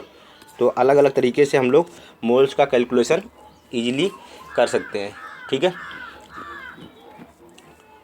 ठीक है। आगे देखते हैं भाई। आगे हम लोग देखते हैं ग्राम एटॉमिक मास। क्या देखते हैं, ग्राम एटॉमिक मास। ग्राम एटॉमिक मास क्या होता है, नाम से ही पता चल रहा है कि ग्राम एटॉमिक मास दैट इज़ 1 ग्राम का मास जितना होगा उसी को हम लोग क्या बोलेंगे, ग्राम एटॉमिक मास। इसको क्या बोलते हैं, एटॉमिक मास एक्सप्रेस इन ग्राम। सही है ना। एटॉमिक मास को जब हम लोग ग्राम में एक्सप्रेस करते हैं, अभी तो पढ़ा था ना, एटॉमिक मास को किस में एक्सप्रेस हम लोग करते थे, AMU में, एटॉमिक मास यूनिट में, ठीक है ना। तो उसी एटॉमिक AMU को जब हम लोग किस में करेंगे, ग्राम में एक्सप्रेस करेंगे, तो उसको हम लोग क्या बोलेंगे, ग्राम एटॉमिक मास या फिर ग्राम एटम। चाहे ग्राम एटॉमिक मास बोल लो या फिर क्या बोल लो, ग्राम एटम बोल लो। तो किसी का एटॉमिक मास अगर ग्राम में लिखा गया है तो उसी को हम लोग क्या बोलेंगे, ग्राम एटॉमिक मास। और gram atomic mass equal to किसके होता है, that is GAM, gram atomic mass is equals to mass of 6.023 into 10⁻23 atom divide with mass of 1 mole atom, that is, sorry ये क्या लिख रहा हूँ भाई, ग्राम एटॉमिक मास, हाँ सही है। ग्राम एटॉमिक मास का मतलब मास ऑफ 6.023 इंटू 10⁻23 एटम। कहने का मतलब अगर मुझे ग्राम एटॉमिक मास लिखना है तो मैं क्या करूँगा कि 6.023 इंटू 10⁻23 एटम का मास जितना होगा उसको जोड़ के मैं लिखूँगा, तो वही मेरा क्या हो जाएगा, ग्राम एटॉमिक मास। अब हम लोग को पता है कि ये जो नंबर लिखा हुआ है ये 1 मोल ही तो है भाई, इतने एटम जहाँ पे प्रेजेंट है। तो कहने का मतलब इसको मैं ये भी लिख सकता हूँ कि मास ऑफ 1 मोल एटम, क्योंकि पता है कि 1 मोल में कितने एटम्स होते हैं भाई, 1 मोल में 6.023 इंटू 10⁻23 एटम होंगे। तो अब ये मास ऑफ 1, अगर मैं ग्राम एटॉमिक मास की बात कर रहा हूँ इसका मतलब मैं 1 मोल एटम की मास के बारे में बात कर रहा हूँ, 1 मोल एटम के मास के बारे में बात कर रहा हूँ। तो ग्राम एटॉमिक मास समझ में आ गया। कहने का मतलब यहाँ पे मैं किसी एग्जांपल बोल रहा हूँ, यहाँ पे एक एग्जांपल लिख रहा हूँ, ठीक है, तो इजीली समझ में आ जाएगा। जैसे मैंने यहाँ ऑक्सीजन लिया, ठीक है। अब ऑक्सीजन का अगर मैं एटॉमिक मास बात करूँ तो एटॉमिक मास अभी हम लोग पढ़ के आए हैं, और एटॉमिक मास क्या होता है ऑक्सीजन का, 16 AMU, that is 16 atomic mass unit, ठीक है। अब मुझे क्या लिखना है, ग्राम एटॉमिक मास। क्या लिखना है ऑक्सीजन का, ग्राम एटॉमिक मास लिखना है। तो कहने का मतलब है अगर मैं ऑक्सीजन का ग्राम एटॉमिक मास लिख रहा हूँ तो मैं ऑक्सीजन का क्या लिखना चाह रहा हूँ, मैं ऑक्सीजन के 1 मोल मास का क्या लिखना चाह रहा हूँ, 1 मोल मास का मैं क्या लिखना चाह रहा हूँ, 1 मोल मास का कितना एटॉमिक मास है इसको लिखना चाह रहा हूँ, ठीक है ना। तो कैसे लिखूँगा, तो 16 AMU, अब इसका मतलब 16 AMU में कितने, 16 AMU में मल्टीप्लाई में कितने का करूँगा, 1 मोल का, और 1 मोल में कितने आइडेंटिटी होते हैं, तो 16 AMU मल्टीप्लाई 6.023 इंटू 10⁻23 इतने होते हैं। कहने का मतलब क्या हुआ, यहाँ से मैं मेरा कहने का मतलब हुआ कि जब मैं एटॉमिक मास लिखा किसका, ऑक्सीजन का, तो मुझे पता चला कि 16 AMU होता है। अब मुझे इसको ग्राम में कन्वर्ट करना है, तो ग्राम एटॉमिक मास कन्वर्ट करना है, तो मुझे पता है कि हर एक ऑक्सीजन के एटम में टोटल नंबर ऑफ़ एटम्स कितने हैं। ऑक्सीजन का जो 1 मोल है, तो अब ग्राम एटॉमिक मास में कन्वर्ट करना है, तो मुझे ये पता है कि भाई ग्राम एटॉमिक मास में कन्वर्ट करने का मतलब है कि मैं कितने लोगों का मास मैं लिख रहा हूँ 6.023 इंटू 10⁻23 एटम का मास लिख रहा हूँ। अगर मैं 6.023 इंटू 10⁻23 एटम का मास अगर मैं लिख रहा हूँ तो अगर मैं बोलूँ सिंपली तो मैं यही तो बोलूँगा कि भाई मैं 1 मोल एटम का मास लिख रहा हूँ। तो मैं ग्राम एटॉमिक मास जब जैसे ही लिखूंगा, भाई एटॉमिक मास मैंने लिखा तो 16 AMU होता है, हम लोग पढ़ के आ चुके हैं इसको। लेकिन जब मैं ग्राम एटॉमिक मास लिखना चाह रहा हूँ तो ग्राम एटॉमिक मास लिखने के लिए मुझे ऑक्सीजन के 1 मोल एटम का मास लिखना पड़ेगा। ऑक्सीजन के कितने मोल का, 1 मोल एटम का मास लिखना पड़ेगा।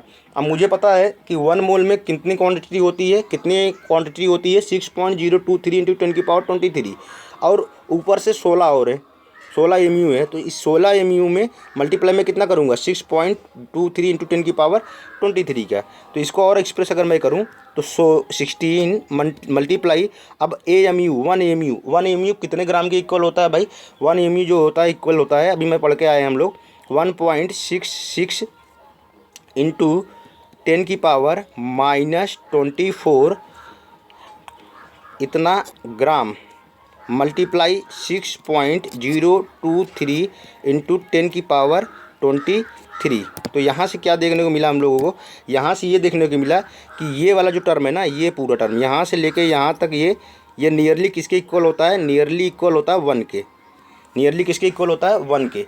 इसका मतलब ये यहाँ से पूरा टर्म, ठीक है ना, ये पूरा मल्टीप्लाई करोगे तो कितने नियरली इक्वल आएगा, 1 के इक्वल आएगा।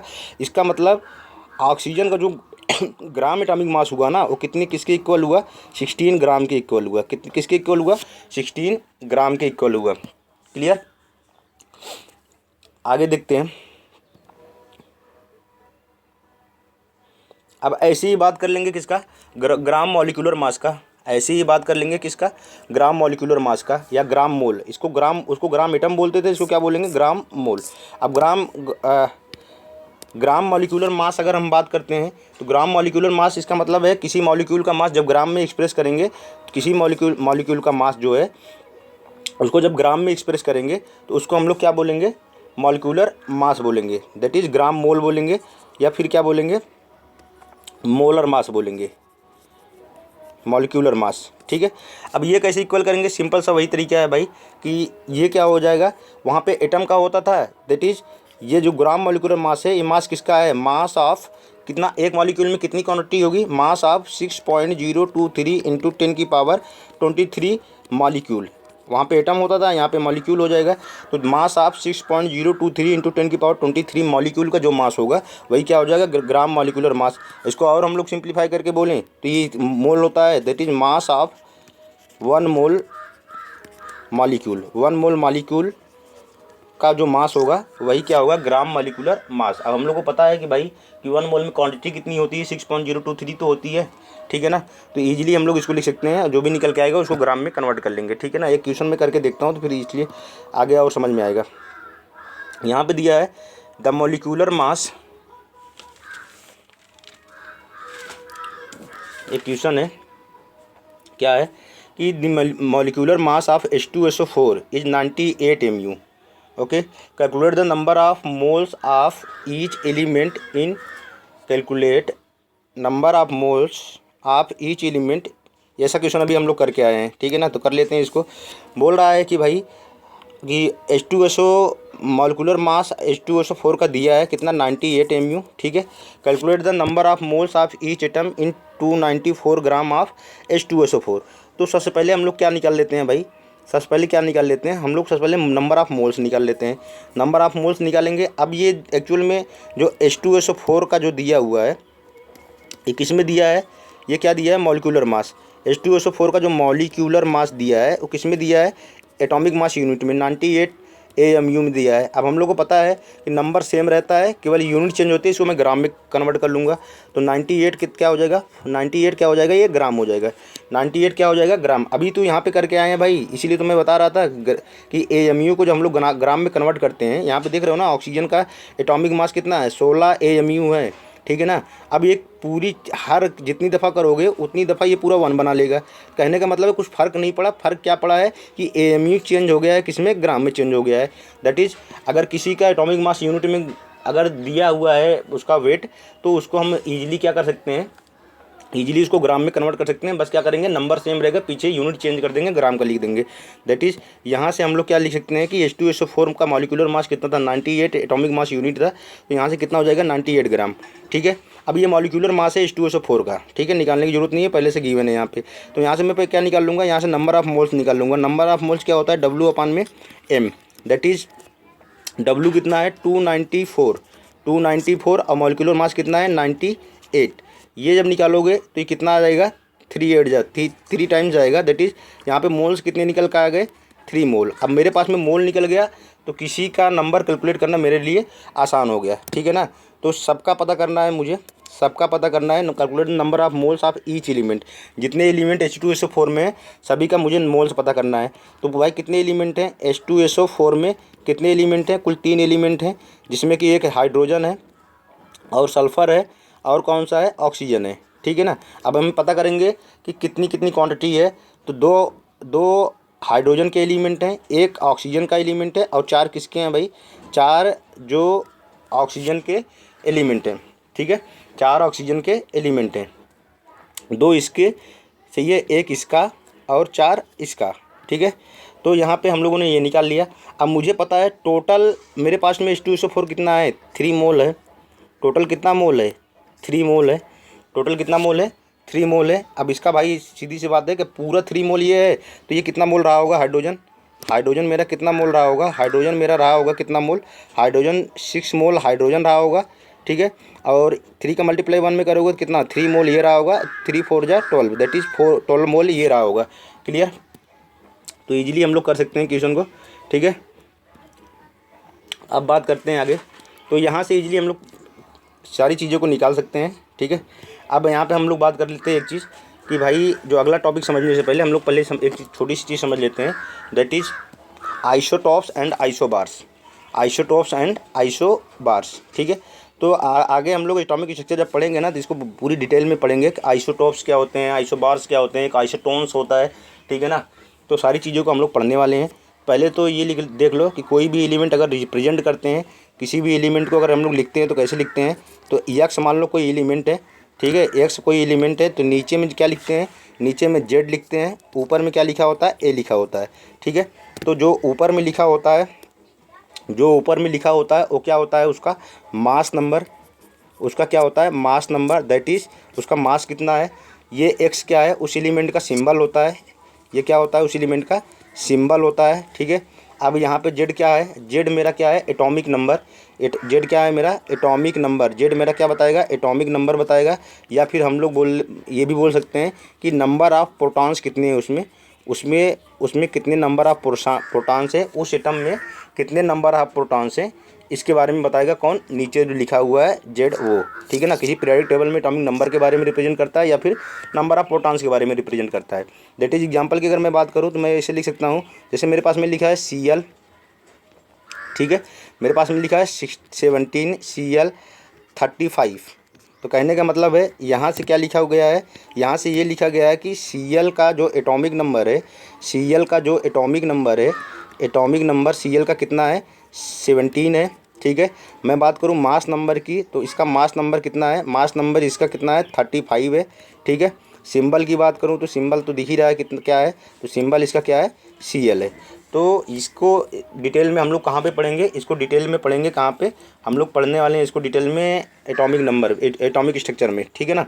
तो अभी के लिए मैं फ़िलहाल थोड़ा सी चीज़ बता दे रहा हूँ क्योंकि आगे थोड़ा सा एक टर्म यूज होगा, उसके बारे में हम लोग को जानना है, ठीक है। अब यहाँ से देखते हैं आगे। अब बात करते हैं, मतलब किसी भी एलिमेंट को डिसाइड करने के लिए 2 फैक्टर ज़रूरी हैं, एक तो क्या है, atomic number, and second is atomic मास, ठीक है। अब बात करते हैं, इसी में आता है आइसोटॉप्स, इसी में आता है आइसोटॉप्स। आइसोटॉप्स किसको बोलते हैं, देखते हैं। पहला लिखते हैं आइसोटॉप्स। आइसोटॉप्स, आइसोटॉप्स का मतलब क्या होता है कि जिसका atomic number same atomic number, same atomic number, same atomic number and different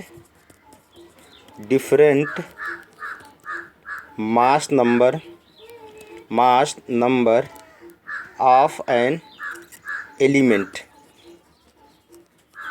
कहने का मतलब है कि कोई भी एलिमेंट अगर मेरे पे लिखा हुआ है, कोई भी एलिमेंट लिखा हुआ जिसका एटॉमिक नंबर सेम हो और उसका मास नंबर क्या हो, डिफरेंट हो, उसको हम लोग क्या बोलेंगे, ऐसे को हम लोग बोलेंगे कि ये सारे क्या हैं, आइसोटॉप्स हैं।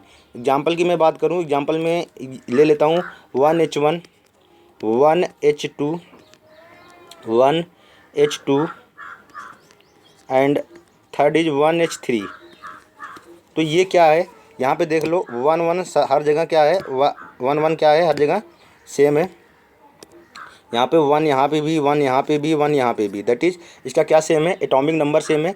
और मास नंबर देख लो 1 2 3, मास नंबर क्या है, डिफरेंट है, ये क्या है, डिफरेंट। और नीचे वाला क्या है, नीचे वाला जो एटॉमिक नंबर है ये क्या है, सेम है, ठीक है। तो इन तीनों को हम लोग क्या बोलेंगे, ये तीनों आइसोटॉप्स हैं, तीनों क्या हैं, आइसोटॉप्स हैं। और किसके हैं, isotopes of hydrogen element, isotopes of hydrogen element. Hydrogen के तीनों क्या हैं, आइसोटॉप्स हैं, ठीक है। आगे बात करते हैं, आगे बात करते हैं आइसोबार्स की। आइसोबार्स क्या होते हैं, ठीक है। आगे बात करते हैं हम लोग आइसोबार्स की। आइसोबार्स क्या होते हैं? आइसोबार्स का मतलब जस्ट उसका उल्टा, दैट इज़ इसमें क्या रहेगा कि मास नंबर क्या हो जाएगा, मास नंबर सेम हो जाएगा। मास नंबर क्या रहने वाला है, मास नंबर सेम हो जाएगा, मास नंबर सेम, डिफरेंट क्या हो जाएगा, but different atomic number. Example की मैं बात करूँ, अगर मैं एग्जाम्पल की बात करूँ तो मैं एग्जाम्पल यहाँ पे ले सकता हूँ, सिंपल सा एक एग्जाम्पल मैं ले रहा हूँ कि एग्जाम्पल की मैं बात कर रहा हूँ यहाँ पे। एग्जाम्पल जैसे मैं ले रहा हूँ 18 argon, 40 comma 20 calcium, 40 and third is 19 krypton, 40। तो यहाँ पे देख रहे हो, यहाँ पे 18 20 19, यहाँ पे क्या डिफरेंट है, इनका एटॉमिक नंबर क्या है, डिफरेंट, और इनका 40 40 एंड 40 तीनों का क्या सेम है, मास नंबर तीनों का क्या है, सेम है। ओके, तो तीनों का मास नंबर सेम है, एटॉमिक नंबर क्या है, डिफरेंट। दैट इज़ अगर एटॉमिक नंबर मेरा डिफरेंट हुआ और मास नंबर सेम हुआ, उसको हम लोग क्या बोलने वाले हैं, आइसोबार्स। ठीक है, अब आगे बात करते हैं average and mean atomic mass. चाहे एवरेज एटॉमिक मास बोल लो, चाहे मीन एटॉमिक मास बोल लो, बात सेम ही है। तो एवरेज एटॉमिक मास और मीन एटॉमिक मास का मतलब होता क्या है, ठीक है, इसको जानने से पहले ठीक, हाँ ये देख लेते हैं पहले, तो उसके बाद में बात करते हैं। एक चीज़ और है, the weighted average of isotopics masses of an element naturally occurring isotope mathematically average atomic mass X equal to क्या होता है, average atomic mass A X, that is क्या होता है, A1 x1 plus A2 x2 plus up to AN xn upon में 100।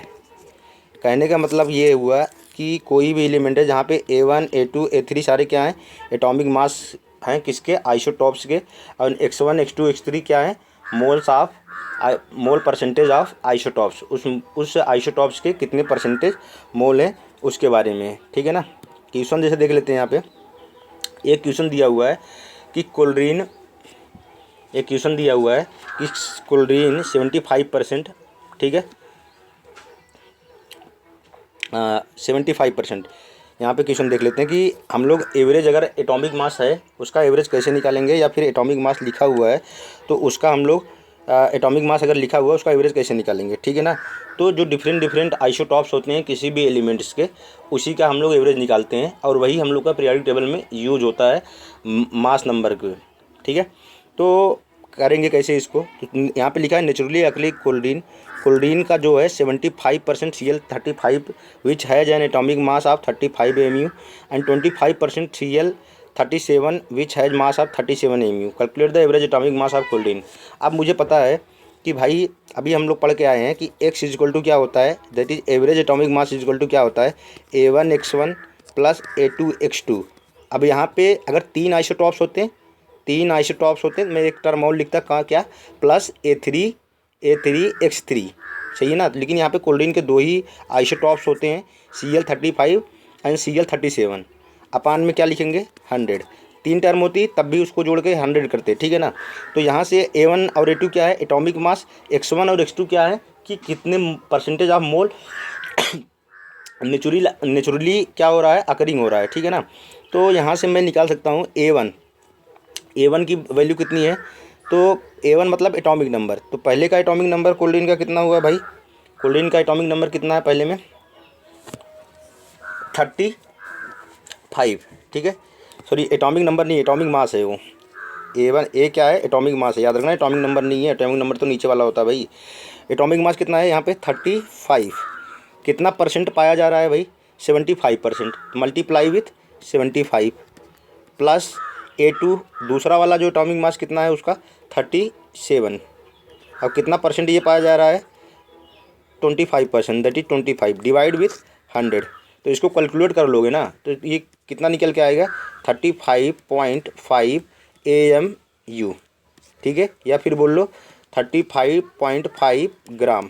ठीक है, तो एक्चुअल में ये क्या है, ये यहाँ से मुझे ये किसी भी जो भी एलिमेंट है उसके अलग अलग आइसोटॉप्स का एवरेज निकल के आया है। जैसे यहाँ पे क्लोरीन के कितने आइसोटॉप्स होते हैं, क्लोरीन के 2 आइसोटॉप्स होते हैं। एक होता है क्या Cl35 एंड दूसरा क्या Cl37। अब दोनों का एवरेज ये निकल के आया हुआ 35.5। अब इसी का यूज कहाँ होना है, इसी का यूज कहाँ पे होता है, पीरियाडिक टेबल में। पीरियाडिक टेबल में जो आगे हम लोग कैलकुलेशन वगैरह में यूज करेंगे। कहने का मतलब है पीरियाडिक टेबल में जो लिखा होता है वो आइसोटॉप्स का एवरेज लिखा होता है। तो एवरेज एटॉमिक मास समझ में आ गया हम लोगों को, एवरेज एटॉमिक मास होता क्या है। ठीक है, आगे बात करते हैं एवरेज एटॉमिक मास के बारे में। अब आगे हम लोग बात करते हैं क्या, जैसे एवरेज एटॉमिक मास होता है वैसे क्या होता है मीन मोलर मास या फिर मॉलिक्यूलर मास। मैंने बताया था ना मोलर मास और मॉलिक्यूलर मास दोनों सेम चीज़ है। तो इसमें भी क्या लिखेंगे, इसमें भी मीन का मतलब एवरेज, मीन का मतलब क्या एवरेज, एवरेज निकालेंगे। The average molar mass of the different substance present in the container N1 M1 plus N2 M2 plus N3 अपान में नंबर ऑफ मोल्स। तो M1 और M2 M3 क्या है, मोलर मासेज हैं डिफरेंट मॉलिक्यूल के। N1 N2 क्या है, number of moles है, मोल्स ऑफ सब्सटेंस। ठीक है, क्वेश्चन अगर है तो करते हैं, ये क्वेश्चन यहाँ पे दिया हुआ है देख लो इधर। ठीक है, इस क्वेश्चन को करते हैं। यहाँ पर इस क्वेश्चन में क्या लिखा हुआ है भाई, देखो ध्यान से। The molar composition of the polluted air, polluted air का कंपोजिशन दिया हुआ है। ये उसका क्या है एटॉमिक मास, और ये क्या लिखा है मोल परसेंटेज ऑफ कंपोजिशन। ठीक है, तो मुझे क्या निकालना है, मुझे निकालना है कि इसका एवरेज मोलर मास कितना होगा।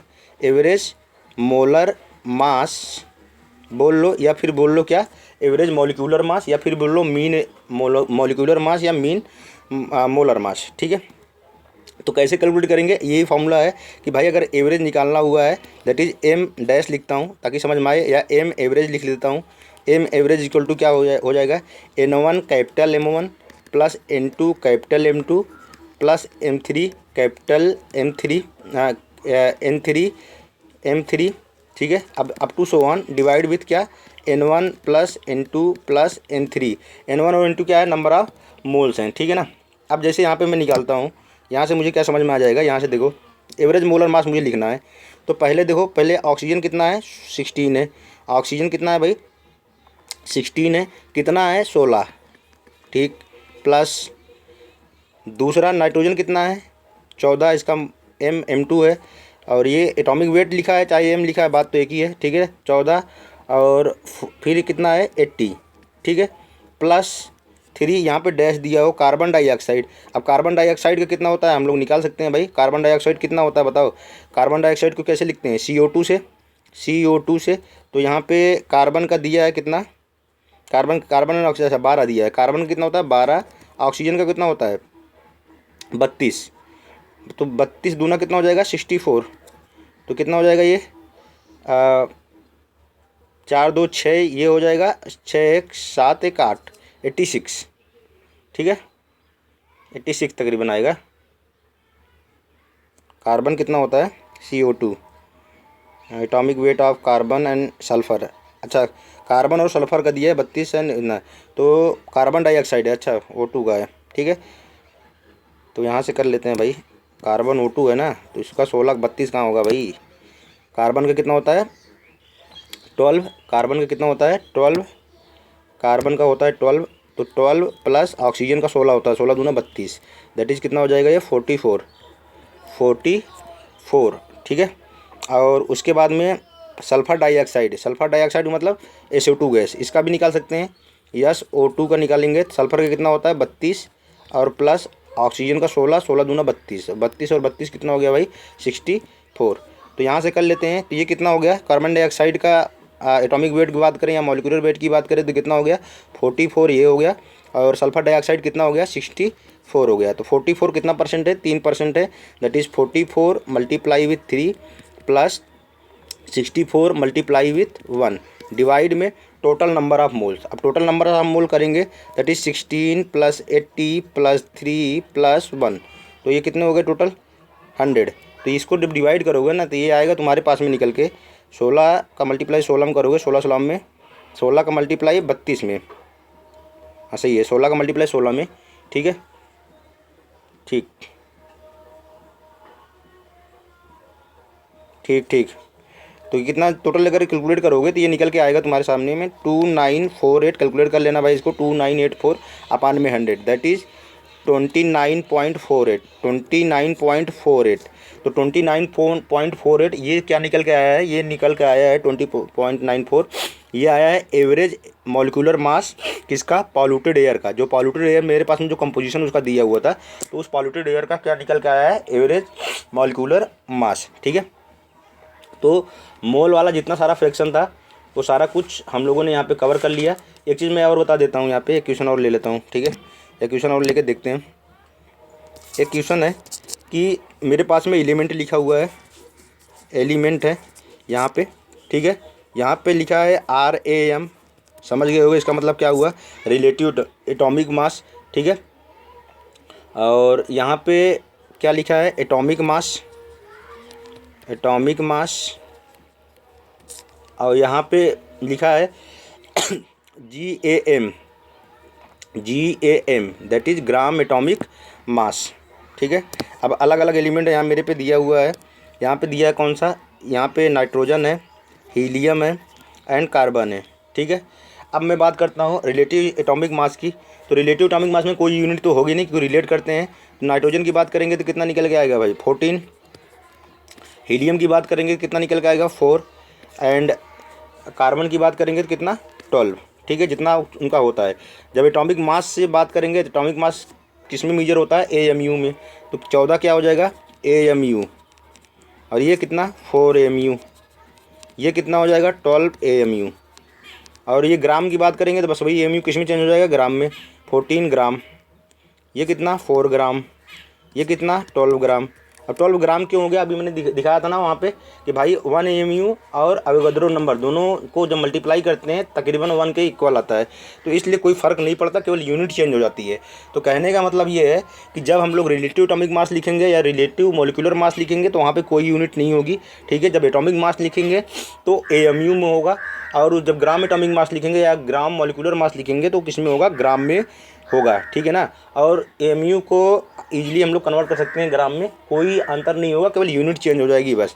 ठीक है ना, तो मोल कॉन्सेप्ट से रिलेटेड जितनी सारी चीज़ें थे हम लोग पूरा का पूरा इसमें कवर कर चुके हैं। आगे हम लोग मोल के सेकंड पार्ट में हम लोग देखेंगे एम्पेरिकल फार्मूला और मॉलिक्यूलर फार्मूला वगैरह का, ये सारा कॉन्सेप्ट देखेंगे। ठीक है, फिर स्टोइचियोमेट्रिक कॉन्सेप्ट वगैरह। तो 2 लेक्चर और मोल के लगेंगे, जिसमें हम लोग एकदम पूरा का पूरा सारा मोल कवर कर चुके हैं। मोल में कुछ भी पढ़ने को बचा नहीं होगा। ठीक है, तो क्वेश्चन वगैरह तुम लोग को भाई टेलीग्राम के लिंक में मिल जाएगा, वहाँ पे जाके क्वेश्चन वगैरह कर लेना। ठीक है, अगर कोई डाउट वगैरह है तो कमेंट सेक्शन में मुझे बता सकते हो कि सर आप और इम्प्रूव कर सकते हैं किसी चीज़ को लेके, या कोई चीज़ समझ में नहीं आ रही है उसके बारे में भी बात कर सकते हो। ठीक है, तो करते हैं क्लास को एंड यहाँ पे। ठीक है, तो thank you for watching my channel and बने रहें भाई ऐसे। ठीक है, और मिलते हैं नेक्स्ट क्लास में, तब तक के लिए bye bye and take care.